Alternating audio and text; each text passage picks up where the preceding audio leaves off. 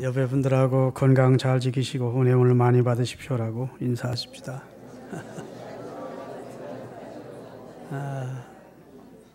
우한폐렴의 공포가 전 지구를 휩쓸고 있는 그런 상황입니다. 여러분 참 믿음이 대단하십니다. 교회 와서 감염될지도 모르는데 예배드리다가 감염되는 그런 사태가 발생하면 큰일 나는데 싶어서 교회를 안 나오시는 분들이 혹 있을지 모르겠는데요. 내가 볼 때는 한 20, 30명은 그래서 안 나온 것 같습니다.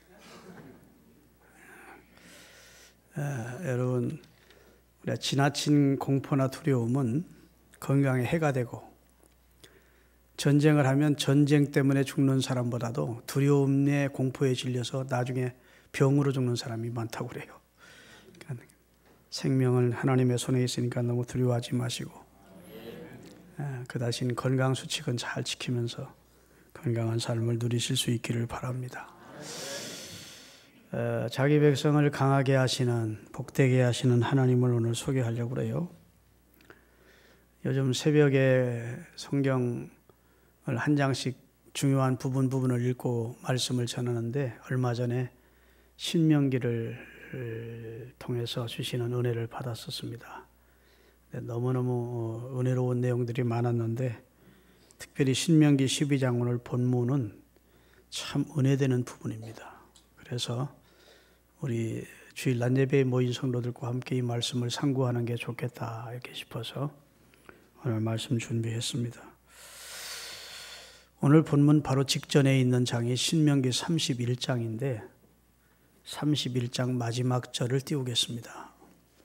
신명기 32장은 무엇인지를 말씀해 주는 내용이에요. 그리고 모세가 이스라엘 총회에 이 노래의 말씀을 끝까지 읽어 들리니라. 그리고 나서 신명기 32장 1절부터 47절까지 하나님이 모세를 통해서 이스라엘로 노래를 부르게 한 내용입니다. 제가 이렇게 기다리는 건 아멘을 해주고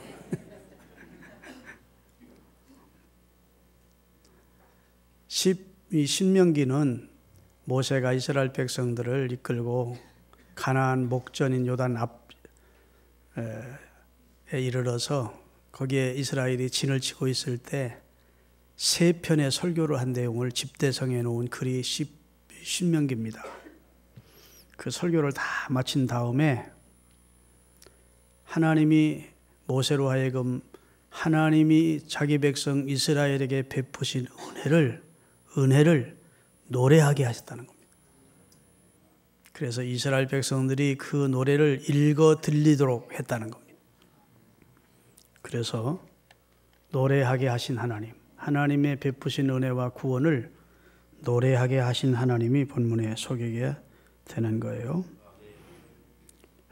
여러분,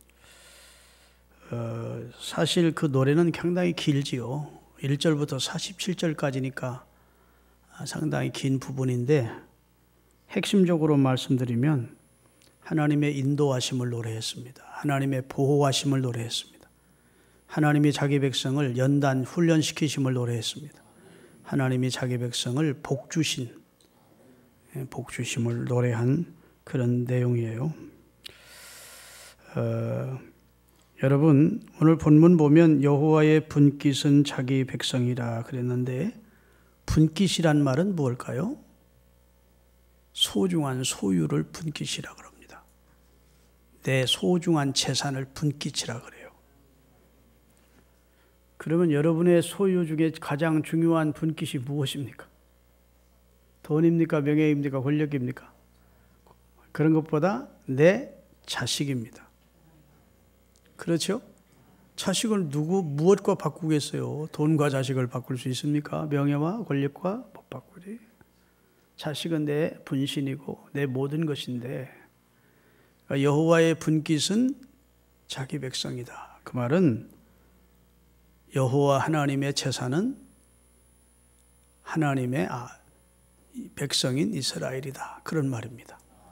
이걸 우리 신약적으로 적용하면 여호와의 재산은 여호와를 경외하는 저와 여러분입니다. 하나님은 우리를 누구와도 바꾸지 않습니다. 당신의 아들을 값주고 사서 당신의 아들, 딸 삼아주시고 당신의 제일 기업을 삼으셨어요. 그래서 우리는 여호와의 분깃입니다. 그가 택하신 기업입니다. 할렐루야. 내가 여호와 하나님의 기업이 되었다는 것, 내가 여호와 하나님의 백성이 되었다는 것, 그의 자녀가 되었다는 것을 우리가 노래하게 하시는 하나님입니다. 아멘. 욥기서 35장 10절을 띄우겠습니다. 나를 지으신 하나님은 어디 계시냐고 하며 밤에 노래를 주시는 자가 어디 계시냐고 말하는 자가 없구나. 탄식입니다. 나를 지으신 하나님, 낮과 밤을 내게 주시어서 나를 훈련시키고 인도하시고 보호해 주시는 하나님에 대해서 노래를 부르는 사람이 왜 없느냐. 이런 욥의 탄식입니다. 우리가 하나님의 은혜를 입었으면 노래해야 합니다. 그것을 우리말로는 찬송이라고 합니다. 우리가 하나님의 은혜를 입고 하나님의 자녀가 되었음을 인하여 하나님께 노래를 하지요. 그래서 우리가 얼마나 복된 존재가 되었는지, 내가 얼마나 귀한 신분을 얻었는지, 그걸 자기 자신에 대한 정체성이 확실해지면 자기가 하나님의 자녀가 되었고 영생을 얻은 주의 백성이 되었고 구원받은 하나님의 은혜로 구원받은 주의 백성이 되었다는 사실을 알게 되면 노래하지 않을 수가 없는 거예요. 할렐루야. 그래서 하나님의 자녀의 노래가 찬송인 겁니다. 내 소유나 내 기업이나 내 명예 등으로 자신을 판단하기보다 내가 여호와 하나님의 자녀, 여호와 하나님의 백성됨을 인하여 감사하시는 여러분들이 되시기를 바랍니다.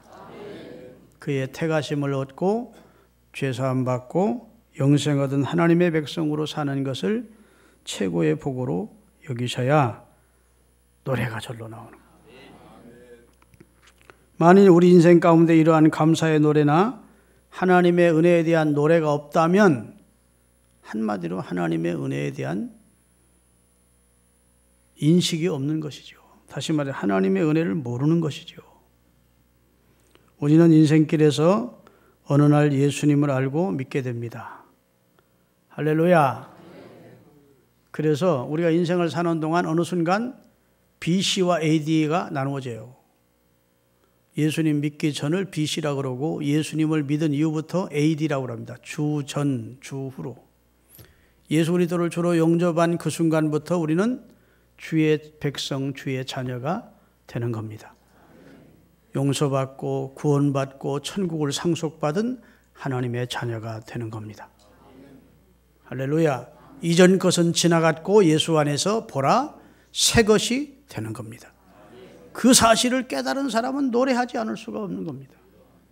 나 같은 죄인 살리신 주의 놀라와 잃었던 생명 찾았고 광명을 얻었네. 아멘. 큰 죄악에서 건지신 주의 고마워. 나 처음 믿은 그 시간 귀하고 귀하다. 내가 AD와 BC가 구분되는 그 처음 그리스도인이 되는 그 순간이 내 인생에서 가장 귀한 순간이다. 이렇게 노래하지 않을 수가 없는 것이지요. 여러분의 속에 이런 주님을 향한 아름다운 노래가 입술에 있기를 주의 이름으로 축원합니다. 할렐루야. 세상 사람들은 하나님의 은혜를 모르니까 하나님의 사랑을, 하나님의 구원을 받지 못했으니까 사는 방법이 피곤하고 힘이 들지요. 그래서 노래를 불러도 그 사람들은 한맺힌 노래를 부릅니다. 헌 노래를 불러. 우리는 새 노래를 불러. 새 노래라는 말이 성경에 있습니까? 없습니까? 많이 있어요. 그리스도인들은 새 노래를 불러요. 한마는 이 세상 야속한 이마 이렇게 불러. 세상 사람들은 한만치 야속하대. 사랑은 눈물의 씨앗이라느니 울려고 내가 왔던가. 사랑이 뭐냐고 물으신다면 눈물의 씨앗이라고 말하겠어요. 소리 없이 흘러내리는 눈물 같은 이슬비 누가 울어. 그런 노래 충분하잖아요. 고장난 벽시계는 멈추었는데 내 인생을 왜 암주만 추는하는 거야. 계속 갈 거든. 청춘아 뭐 이러면 내 청춘아 다 흘러가고 또 늙어가니 어떻게 하면 좋냐는 거예요. 한많은 인생, 짧은 인생, 그 다음에 사랑에 실패한 인생, 고달픈 인생을 다 노래하는 그런 노래들이에요. 헌 노래는. 그러니까 그런 노래 부르면 엔돌핀이 나오는 게 아니라 몸에 안 좋은 그런 게 나와. 우리는 새 노래를 불러. 은혜가 풍성한 하나님은 아멘. 오늘 또 은혜를 내려주시네 이런 찬송하잖아요. 나의 기쁨 나의 소망 되시며 아멘. 만입이 내게 있으면 그 입 다 가지고 내 구주 주신 은혜를 늘 찬송하겠네. 하나님의 은혜로 있을 데 없는 자 왜 구원해 주었는지 난 알 수 없도다. 다 은혜에 감격한 노래들이에요. 하나님이 우리를 인도하시는데 오늘 모세가 경험한 하나님은 황무지에서 짐승이 부르짖는 악조건 속에서 자기 백성을 호위하시며 눈동자같이 지켜주시더라. 여러분 구약 성경 가운데 가장 하나님을 가깝게 체험한 하나님에 대해서 가장 정확한 지식을 가지고 있는 사람 한 사람을 꼽으라면 모세예요. 모세는 하나님을 대면했던 적도 있고 하나님의 음성을 늘 듣고 그 인생을 살았고 무능했던 80세 노인을 하나님이 불러서 바로라고 하는 강력한 애굽의 왕을 굴복시키고 10가지 재앙을 통해 이스라엘을 구원해낸 위대한 지도자고 홍해를 육지처럼 건너게 하셨고 척박해서 인간이 일주일도 생존할 수 없는 그 광야에서 40년 자기 백성을 먹이시고 입히시고 지키시고 보호하시는 하나님을 체험했다고요. 그리고 나서 지금 이 노래를 부르는 거예요. 하나님은 그 황무지에서도 짐승이 부르짖는 광야에서도 자기 백성을 보호하시고 지켜주시고 눈동자같이 보호해 주시다. 여러분 사람의 지체 가운데 가장 귀한 지체가 눈입니다. 눈. 사람이 지체로 얻는 정보가 90, 80%는 눈을 통해서 얻게 되는 거예요. 그래서 백문이 불여일견이에요. 100번 듣는 것보다 한 번 보는 것이 정확해요. 그렇죠? 그래서 다 맛본다, 맛도 본대, 들어본다, 다 본다고 그래, 본다. 봐야 그게 눈이라는 게. 근데 그 눈을 하나님 어떻게 보호하시느냐? 두개골로 두개골이 이게 잘 안 깨집니다. 여러분 두개골 쉽게 깨졌다가는 우리 인간 다 존재 못할 거예요. 우리 얼마나 많이 넘어져. 두개골은 단단해. 그렇죠? 단단해요. 물렁물렁하지 않아. 두개골에다 구멍 둘을 뚫어가지고 하나님이 거기다가 굴 2개를 꿇어다 눈을 탁 봐가지고 진짜 중요한 이 뇌, 대뇌, 소뇌 거기서 생각하고 판단하는 거니까 그것도 두개골로 감싸지. 이게 우연히 일 수가 없어요. 아메바가 무슨 뭐 진화돼서 절대 있을 수 없어. 조물주 하나님이 그렇게 섭리하신 것이지. 할렐루야. 두개골을 만드시고 굴을 2개 파서 눈알을 딱 넣어주시고 그 다음에 싹 덮어주시고 그게 눈 깜빡 사이에 그냥 얼마나 눈 깜빡이 빠른지 몰라. 이게 막 뭐가 이렇게 달라 깜빡하면서 눈을 보호하는 거예요. 그 다음에 계속 눈물이 돌게 하셔. 여러분 안구 건조증이라는 병이 있는데 무서운 병입니다. 10분마다 눈을 액을 넣어줘야 돼요. 근데 하나님이 기가 막히게 안구 건조증을 하지 않도록 눈물로 눈을 감싸주시고 이 눈은요 1억 7,500만 개의 세포로 돼 있대요. 이게 과학적인 얘기가 아니라 내가 꾸며낸 얘기가 아니에요. 1억 7,500만 개가 있는데 1억 7천만 개는 흑백을 분별한대요. 흑백. 그 다음에 500만 개는 칼라를 분별한대요. 그런데 눈에 딱 보는 2초 3초 내에 이미 수십 개를 판단한대요. 아, 저 사람 아는 사람, 모르는 사람, 거리 얼마, 멀다 가깝다. 이 상황을 이 눈이 딱 눈을 뜨면 판단이 벌써 되는 거예요. 그렇게 빠르게 눈이야. 이렇게 소중한 눈을 하나님이 두개골 안에 굴 파놓고 거기를 합쳐놓고 이야, 그 말은 여기 여호와께서 자기 백성을 눈동자처럼 보호하시더라. 그 말은 완벽하게 하나님은 자기 백성을 보호해 주시더라는 거예요. 하나님이 에이 저 사람 나 관심 없어 하면 모르지만 하나님이 김철중이를 정익상이를 김상봉이를 내가 지켜야 되겠다 하는 하나님의 의지가 있다면 절대로 해할 수 없대. 하나님은 주의 백성을 완벽하게 확실하게 보호해 주시는 분이시다. 그러니까 여러분 확실한 하나님의 자녀로 사는 은혜가 있기를 예수님의 이름으로 축원합니다.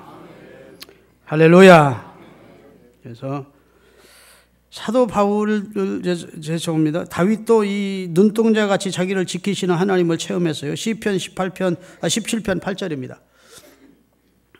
다같이 나를 눈동자같이 지키시고 주의 날개 그늘 아래 감추사. 여러분 다윗은 위험을 많이 겪습니다. 그런데 한 번도 위험에 빠지도록 하지 않습니다. 하나님이 지켜주셨어요. 사울왕이 자기를 죽이기 위하여 3,4천 명의 특수부대를 끌고 늘 추격에 다니는데 어느 날은 포위망이 좁혀오는데 피신할 사이도 없었어요. 정보를 뒤늦게 알아서 사울이 자기를 지금 추격했다는 정보를 미리 알았더라면 피신했을 텐데 피신할 상황도 안 된 거예요. 꼼짝없이 도간에 든 쥐가 된 거예요. 그런 상황인데 하나님이 사울에게 전령 하나를 보내서 블레셋 군대가 지금 침범해 왔습니다. 왕이시여 지금 빨리 이 상황에 대처해야 합니다 해서 군대를 다시 돌이켜서 다윗이 목전에 있는데도 잡지 않고 하나님이 군대를 돌이키도록 해주시더래요. 자, 사무엘상 23장 25절부터 28절까지 가시겠습니다. 사울과 그의 사람들이 찾으러 온 것을 어떤 사람이 다윗에게 아뢰매 이에 다윗이 바위로 내려가 마온 황무지에 있더니 사울이 듣고 마온 황무지로 다윗을 따라가서는 사울이 산 이쪽에까지로 가매 다윗이 그의 사람들을 산 저쪽으로 가며 다윗이 사울을 두려워하여 급히 피하려 하였으니 이는 사울과 그의 사람들이 다윗과 그의 사람들을 애워싸고 포위해 놓고 잡으려 함이었더라. 포위해서 꼼짝없이 잡혔는데 그런데 전령이 사울왕에게 와서 이르되 급히 오소서 블레셋 사람들이 이스라엘을 침노하나이다. 이에 사울이 다윗 뒤쪽 길을 그치고 돌아와 블레셋 사람들을 치러 갔으므로 그곳을 따라합시다. 셀라, 하마, 느곳. 하나님은 나의 피난처라는 소리입니다. 셀라, 하마, 느곳이라 했다는 겁니다. 여러분과 저가 하나님의 은혜를 힘입으면 하나님이 위태할 때 셀라, 하마, 느곳이 되어주십니다. 우리의 피난처가 되어주십니다. 하나님이 사울을 통해 다윗을 잡을 수 있는 기회를 주셨는데도 다윗이 하나님이 그 안에 있는데도 사울이 그 앞에서 일보고 나가도록 하셨다. 그런 여러 과정들을 거칩니다. 하나님은 셀라 하마느곳 되시는 나의 피난처가 되시는 나를 눈동자처럼 지키시는 하나님이시구나. 이걸 다윗이 경험을 한 것입니다. 자, 다윗이 셀라 하마느곳을 경험했듯이 모세도 셀라 하마느곳 되시는 이스라엘을 향한 하나님의 놀라운 손길을 경험한 겁니다. 하나님은 자기 백성을 완벽하게 지키시더라. 할렐루야. 그래서 시편 18편 1절에서 2절을 띄웁니다. 같이 읽겠습니다. 나의 힘 되신 여호와여, 내가 주를 사랑합니다. 여호와는 나의 반석이시오, 나의 요새이시오, 나를 건지시는 이시오, 나의 하나님이시오, 내가 그 안에 피할 나의 바위시오, 방패시오, 나의 구원의 뿌리시오, 나의 산성이시로다. 할렐루야. 자, 하나님은 우리를 지키시는 분, 그것도 완벽한 게 눈동자처럼 지켜주시는 분, 이렇게 믿으시고 사십시다. 두 번째로, 하나님은 자기 백성을 인도하는데 훈련을 시키며 인도하시더래요. 그래서 오늘 10절과 11절은 전혀 다른 내용이에요. 분위기가 달라져. 10절은 이렇게 눈동자처럼 아이고 내 새끼 아이고 내 새끼 하고 보호해 주시는 하나님이더라 해놓고 11절에 가서는 독수리가 그 새끼를 훈련을 시키듯 훈련을 시키시는 하나님이더라 그 말이에요. 하나님이 독수리란 말이 아니고 하나님을 독수리 어미에다 비유를 해놓고 우리 주의 택한 백성을 독수리 새끼로 비유해놓고 독수리가 그 새끼를 훈련을 하시듯 우리 주의 백성을 훈련시키시는, 연단시키시는 하나님이시더라. 그게 모세가 경험한 하나님에 대한 고백입니다. 자, 오늘 11절을 같이 읽겠습니다. 본문 11절. 마치 독수리가 자기의 보금자리를 어지럽게 하며 자기의 새끼 위에 너풀거리며 그의 날개를 펴서 새끼를 받으며 그 날개 위에 그를 엎는 것 같이 하더라. 자, 보세요. 우리나라는 독수리가 별로 없습니다. 거의 없다시피 하죠. 병문이나 가야 볼 수 있는데 중동이나 유럽 쪽에 가면 독수리가 많습니다. 독수리의 종류가 35종이 된대요. 그런데 독수리 중에 정말 독수리 중에 최고의 독수리는 이런 낮은 나무에다가 집을 짓지 않습니다. 높은 바닷가가 보이는 높은 해변의 절벽 꼭대기에 집을 짓는 거예요. 집을 짓는데 나뭇가지를 주워다가 진흙을 물어다가 1m 이상을 쌓는답니다. 독수리 가운데 최고의 독수리는 무게가 약 4kg 내지 5kg가 나가는데 날개를 쭉 펴면 2m가 넘는 거예요. 그런 독수리들은 낮은 곳에 절대로 둥지를 두지 않고 가장 높은 곳에다가 둥지를 짓는데 나뭇가지 주워다가 쌓아놓고 진흙으로 갖다가 건축술이 얼마나 발달했는지 진흙으로 갖다 간단하게 해놓은데, 그리고 새 깃털 같은 거, 짐승의 가죽 껍데기 털 묻은 것을 갖다가 찢어다가 거기다 놓는 거예요. 부드러워지죠. 침대같이 폭신폭신하게 만들어 놓고 알을 까고 그 알이 부화되기까지 키우고 있다가 그 새끼를 키우는 겁니다. 거기서. 그런데 그 새끼가 태어나서 이제 뭐 처음에는 핏덩어리지만 그 다음부터 이제 털이 자라기 시작하고 그 다음에 뭐 뒤뚱뒤뚱 거리면서 이제 음식도 먹을 입장이 되면 독수리가 나가서 먹이를 물어다가 그냥 주는 거 아니에요. 그냥 소화 못 시키니까 쪽쪽 찢어가지고 칼 누르고 쪽쪽 찢어서 입속에다 쏙쏙 집어 넣어주는 거예요. 그런 거 보셨죠? 예. 예. 그러면 그 독수리 새끼는 걱정할 게 있어요, 없어요? 졸리면 푹신한 집에서 둥지에서 자면 되고, 배고프면 때가 되면 엄마가 음식 먹을 것 갖다가 쭉쭉 찢어가지고 소화시키기 좋게 입에다 쏙쏙 넣어주고, 세상에 걱정할 게 하나도 없어. 아, 눈을 뜨면 시야가 다 전경 최고 좋은 데다 갖다 집어져 놓으니까 세상에 오아시스지. 파라다이스 같겠지. 걱정거리가 없지. 그런데 어느 정도 크면 독수리가 이상해지는 거예요. 어미 독수리가. 집을 다 부시는 겁니다. 그 폭신폭신한 털들을 다 없애버리는 거예요. 그리고 몸을 찍찍 찔리는 나뭇가지만 남게 해놓고 팔락팔락 그 앞에서 그러는 거예요. 너풀거린다는 거예요. 오늘 본문에 보면. 너풀거리면 야 이렇게 나는 거야. 이 교육을 보여주는 거예요. 이렇게 나는 거야. 이렇게 하니까 그 새가 그 바람에 어떻게 되겠어요? 막 엄마가 이렇게 벌럭벌럭거리니까 막 뒤뚱뒤뚱하고 막 떨어질 것 같고, 우리 엄마가 이거 미쳤나? 치매 걸린 거 아니야? 이거 왜 이래? 이거 배신감도 느끼고, 어떻게 그러니까 나를 그렇게 사랑하더니 이제는 나를 둥지에서 막 내쫓으려고 그러니까 막 어떻게 안 떨어지려고 막 그냥 막 발버둥을 치는데, 나는 법을 일러준 다음에 그 새끼를 딱 물어가지고 어깨에다 딱 날개에다 얹는다는 거예요. 얹고 한없이 올라가는 거예요. 그리고 떨어뜨리는 겁니다. 통닭 한 마리가 떨어뜨린 것 같겠지, 저는. 그래도 본능적으로 독수리는 무슨 짓을 할까요? 날갯짓을 하는 것이지. 그게 본능이니까. 그러면 어미 독수리가 딱 뒤따라오는 거죠. 뒤따라오다가 땅에 부딪히기 직전에 다시 날개로 딱 얹는데, 그걸 엎는다고는 본문을 표현하고 있어요. 날개로 엎고 또 다시 올라가는 거예요. 또 떨어뜨리는 거예요. 그러면 또 그러기를 반복하는 겁니다. 그래서 날개에 근육이 붙을 때까지, 자기 스스로 날 수 있을 때까지. 이해되세요? 네. 여러분, 계속 먹이만 갖다 주고 그 독수리가 비둔해지면 날 수 있을까 없을까요? 못 날아요. 독수리는 나는 날갯짓에서 나는 새가 아니에요. 구조적으로. 독수리가 날갯짓해서 나는 거 보셨습니까? 몇 번 출발할 때만 날갯짓하고 그 다음에 딱 날개를 펴서 기류를 타지. 예? 막 바람과 기류를 타서 이러고 다니는 거지, 날갯짓을 하는 새가 아니라고. 고개라도 끄덕이세요? 참새는 날갯짓을 해. 네. 날아가지고 여기서 저기까지 그냥 못 가. 높게도 못 날아.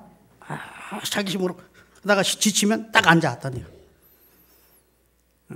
참새는 자기 힘으로, 자기 능력으로 날 수 있게끔 지어졌어. 저 높이 나르지도 못하고 가까운 걸 이 나무에서 저 나무까지 하고. 근데 독수리는 하나님이 새 중에 왕으로 만들었는데 기러기처럼 계속 날갯짓하면서 가게 하지 않으셨어요. 몇 번 탁 날 때만 날갯짓을 해서 난 다음에는 날개를 딱 펴고 바람을 이용해서 날아. 항공 제트기 날아듯이. 눈은 또 얼마나 좋은지, 저 있는 쪽제비 하나가 왔다 갔다 하다, 쥐새끼 한 마리 왔다 갔다 하다, 그 멀리서 다 보고 그냥 180도 시속으로 내려와서 채가진 거예요. 다른 새들은 폭풍이 오거나 태풍이 오면 다 둥지로 피신합니다. 독수리는 그때가 최고 찬스야. 막 그걸 타고, 그리고 그걸 타고 올라가서 구름 위까지 올라가서 거기서 밑을 내려다보고 있대. 그게 독수리입니다. 세종의 왕.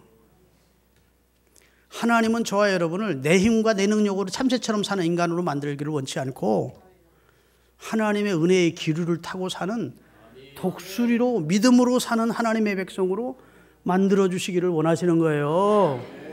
내 쪽방만한 두뇌와 내 짧은 경험과 내가 알고 있는 상식과 내 노력으로 그냥 발버둥 치면서 인생을 사는 참새 같은 인생, 병아리 같은 날지 못하는 존재가 아니라 하나님의 은혜의 기류를 타고 믿음으로, 오직 나의 의인은 믿음으로 말미암아 살리라. 믿음으로 사는 사람, 말씀 믿고 할렐루야 순종하면서 하나님의 축복의 기류를 타고 성령의 기류를 타고 세상을 내려다보면서 사는 그런 그리스도인 되기를 원하세요.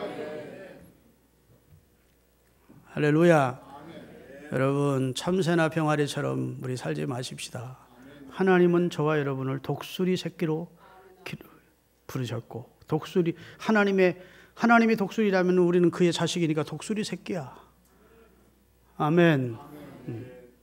비둥비둥 살만 찌면 절대로 이 근육이 발달 안 돼서 독수리가 어미가 돼도 날지를 못한대요. 기류를 타는 법도 몰라.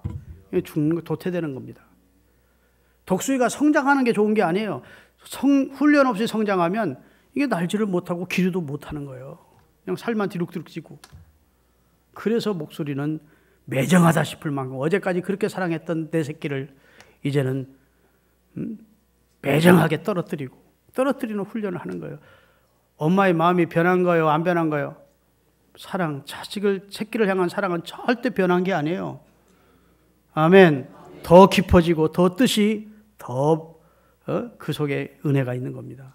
그렇게 해야 최중의 최고가 되기 때문에. 여러분, 무지한 동물들도 다 그렇게 하더라고요. 남극의 신사라고 하는 펭귄들이 그 알을 부화시키는 걸 봤어요. 내가 남극의 눈물이라고 하는 그 프로를 얼마 전에 봤는데, 야, 요만한 알을 자기 부인 아내 펭귄이 새끼를 알을 낳아주면 그거 이제 남편 펭귄이 그걸 부화를 시키는 거예요. 그러면 2km도 넘는 바다까지 다 얼어가지고 바다가 다 얼어서 이제는 그전에는 겉에 바다가 있었는데 바다가 얼어버려가지고 2km를 뒤뚱거리면서 가서 그 엄마 펭귄이 물고기를 잡아가지고 그걸 속에다 내장시켜서 와서 그걸 이제 새끼가 나오면 주는 건데, 그 기간 동안이 수컷 아빠 펭귄이 이걸 부화를 시켜요. 이거 제대로 잠깐이라도 한눈 바르고 이거 제대로 못 품으면 이게 얼어버려가지고 골아버리더라고. 그래가지고 부화가 안 되는 게 있어요. 그러니까 이걸 계속 둥글리면서 그 조그만 거기서 추운 데서 그걸 새끼를 부화시키는 거예요. 그래가지고 그렇게 사랑하는 거예요. 누구 옆에 오지도 못하게 하고. 그런데 이제 어느 정도 크면 품에 들어오지도 못하게 콕콕 찍어버려. 오지 말라는 거지. 이제는 너는 네 혼자 살아가야 된다는 거야. 예? 무지하게 그지없는 그런 펭귄도, 그러면 사자나 호랑이 보십시오. 사랑하다가 어느 순간 되면 젖을 가까이 하지도 못하고 막 물어뜯습니다. 독립하라는 겁니다. 독립하고 사냥하는 법을 가르쳐주고 다 가르쳐준다면 그 다음부터는 젖을 먹게 하지 않아요. 막 물어뜯어버리고. 왜 그럴까요? 그 새끼 어느 날부터 미워질까요? 난 아니라고 봐. 야, 우리처럼 영혼 없는 미물도 그래야거늘. 여러분, 하나님의 사랑을 믿으십시오. 하나님의 지혜를 믿으세요. 선택받은 여러분에게 어느 날 여러분은 변화를 싫어해. 아이고, 이대로고 좋사오니 우리 이러고 산다고. 그런데 어느 날 우리 가정에 풍랑이 오고 어려움이 오고 징계가 오는 것 같고, 그러면 하나님 날 버리셨나 보네. 하나님 날 잊으셨나 보네. 하나님 변심하셨어. 이렇게 생각하지 말고 하나님이 나를 훈련시키는 거예요. 아멘. 나를 깨우는 거예요. 제가 언젠가 말씀드렸지만 여러분, 운전하는 사람에게 제일 큰 위험이 뭐냐면 졸음운전입니다. 졸음운전. 졸음운전이라고 하는 것은 꾸불꾸불한 길을 갈 때는 절대로 안 졸려요. 나는 꾸불꾸불한 길을 갈 때도 졸립니다 하는 분들 봐요. 꾸불꾸불한 길은 정신 바짝 차리고 간다고 이렇게. 그 다음에 비포장도로 위험하지 않아요. 좀 불편해서 그렇지, 덜컹거리고 빨리 못 가서 불편해서 그렇지. 근데 진짜 위험한 것은 고속도로입니다. 쫙 뚫린 고속도로. 핸들 조작할 필요가 없어. 가만히 앉아있어. 더더군다나 휴게소에서 점심까지 맛있게 먹고 배가 아직 불러지면 세상만사 좋거든. 배는 불렀지, 길은 쫙 뻗었지, 차는 잘 나가지. 그럼 어떻게 됩니까? 이 세상에서 제일 지구보다 무서운 것이 눈 뜨거버리래. 눈이 절저적하고. 그냥 우리 집사람하고 가끔 왜 그래? 그런데 내가 우리 집사람은 탁 나를 깨는 거예요. 그러면 여보 앉았어, 앉아라. 말은 그러지만 실상은 아이고 졸았었는데. 우리 집사람이 깨워주지 않았더라면 사고 날 뻔했다. 고마운 마음이 들죠. 당신 솔직히 내가 화나서 그러는 거 아니야? 속으로.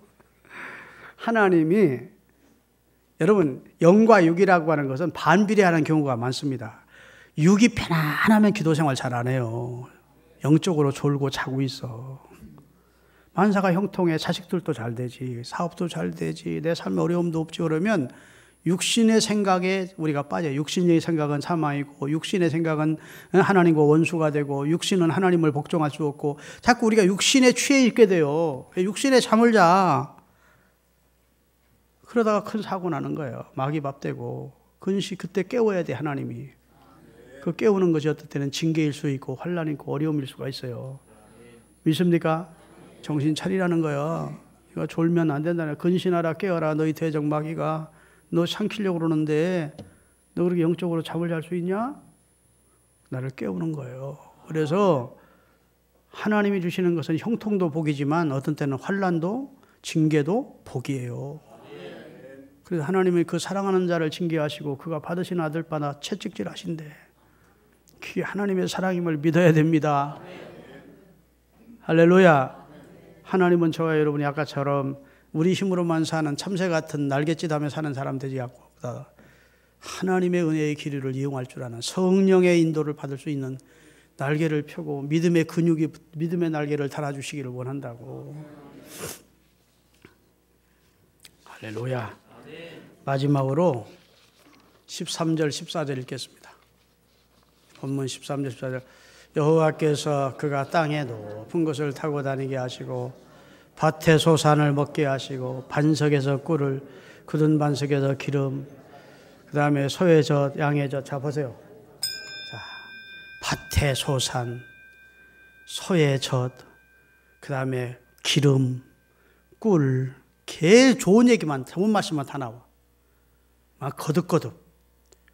자, 처음에 보호도 하시고 훈련을 시키신 다음에는 마침내 우리에게 좋은 것을 주시는 하나님이더라. 결과를 좋게 하시는 해피엔딩하게 해주시는 분이 요 하나님이더라. 그렇게 지금 모세가 고백한 거예요. 하나님은 보호만 하시는 사랑의 어머니 같은 하나님만이 아니라 어떤 때는 아버지처럼 매섭게 훈련시키는 하나님이고 그리고 결국에는 만족시켜 주시는 하나님이더라. 신명기 8장 15절에서 16절입니다. 같이 읽겠습니다.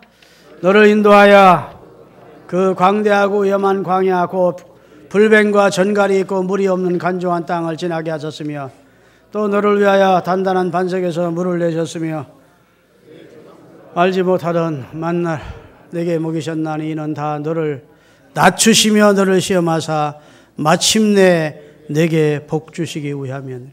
결국은 너 잘되게 하려고 한 거야. 하나님이 왜 광야로 이끌어내느냐, 물이 없고 간조한 땅을 왜 지나가게 했느냐, 왜 불뱀이 득실거리는 그런 곳으로 인도했느냐, 그러면서 기적적으로 만나로 먹이시고 반석에서 생수를 터뜨려 먹이시는 그런 이적을 행하셨느냐. 저들은 인간 자신을 의지하지 말고 자연 환경을 의지하지 말고 전능하신 하나님을 의지하고 사는 믿음의 사람으로 만들어서 따라합시다. 마침내 복받은 인생을 만들기 위해서. 마침내 너 잘되라고. 결국은 너 위해서 한 일이야. 이렇게 어리석은 어린아이를 설득시키듯 야 내가 너를 사랑한 적도 있지고 너를 훈련시킨 적도 있지. 다 너를 위해서야 말이야. 너 위해서 그랬다. 너 복받은 사람 되라고. 너 강한 사람 되라고. 아멘. 너 신앙으로 사는 사람 되라고 내가 그리 한 거야. 이 사실을 깨달은 욥의 고백이 욥기 23장 10절에 나옵니다. 같이 읽겠습니다. 오직 그가 하시나니 그가 나를 단련하신 후에는 내가 정금처럼 나오리라. 내가 가는 그 길을 여호와가 단련하신대. 마침내는 정금처럼 순금처럼 빛나는 존재를 하나님이 만드시기 위해서. 이 하나님의 사랑을 믿으시는 분 두 손 들고 아멘.